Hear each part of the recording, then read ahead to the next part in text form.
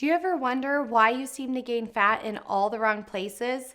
Maybe you've considered surgery to try and remove certain trouble areas. Is it possible to change how your body distributes fat without going under the knife? Hang out with me as I share the answer, and it might just surprise you. Sadly, for most people, both men and women, the battle over where their body decides to store fat is a daily one. For some, it might seem to hang around their arms. For others, it's on their hips, like their saddlebags.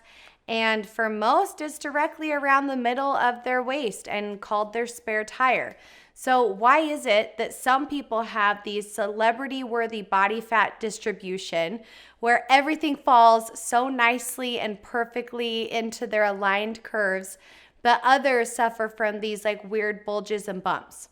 So the way that your body distributes fat is actually down to a couple of factors, including your genetics, your age, your environment, and your lifestyle. Women tend to hold fat more on their hips and their bum, while men tend to most likely hold it around their gut. But these are only generalizations. You kind of have to know what body type you have so that you do know your trouble areas and where you store fat. First, let's talk about knowing your specific body type. So there's roughly 3 categories of body types, and when you know what you are, you can learn where your trouble areas tend to be and how to maximize the strengths of your specific body type. When you understand your body type, you stop comparing yourself to others and you start focusing on how you can be the best version of your specific body that you can be. Let me give you an example.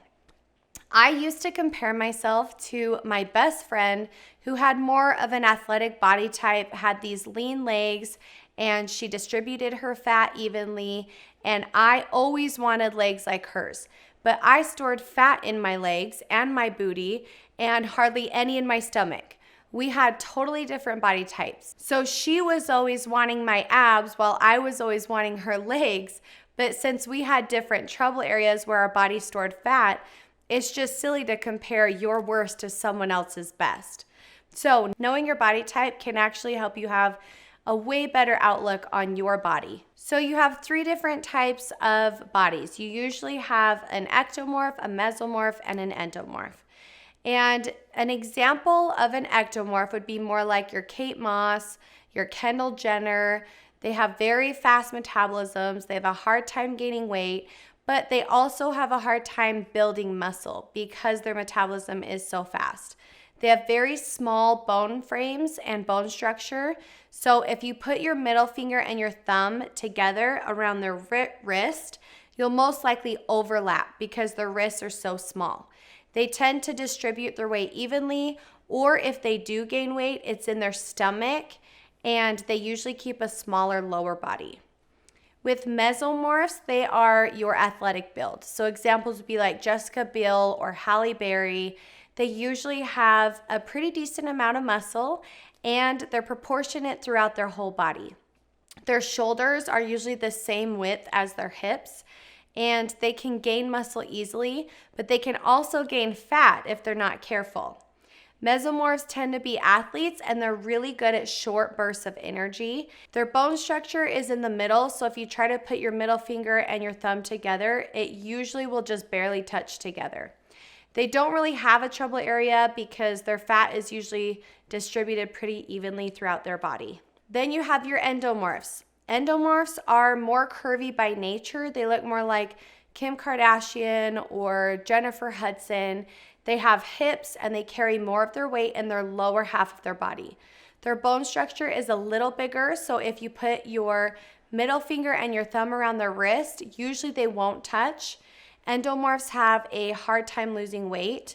Their body likes to store fat and it's usually in the belly, glutes, and legs. But they can also gain muscle pretty easily as well.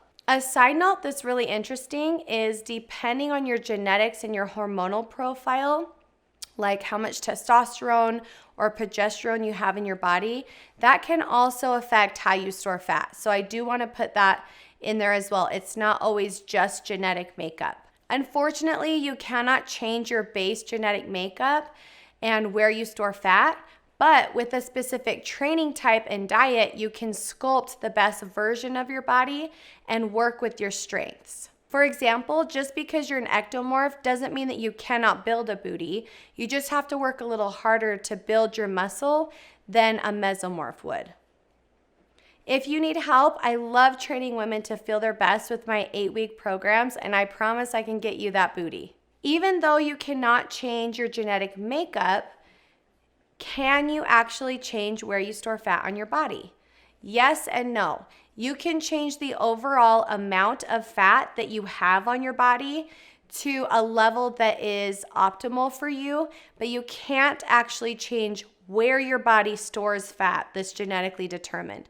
So even though I didn't love having bigger booty and bigger thighs, the leaner I got, then the smaller they got. So as I lost body fat percentage, then they did tighten up. So the good news is that with diet and exercise, you can drastically reduce the amount of body fat that you have overall.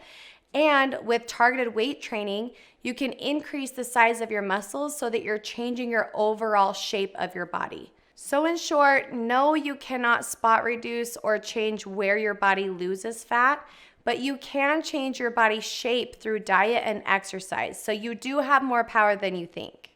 If you enjoyed this video, I want you to check out my next video, how to eat and train for your specific body type, endomorph, mesomorph, and ectomorph.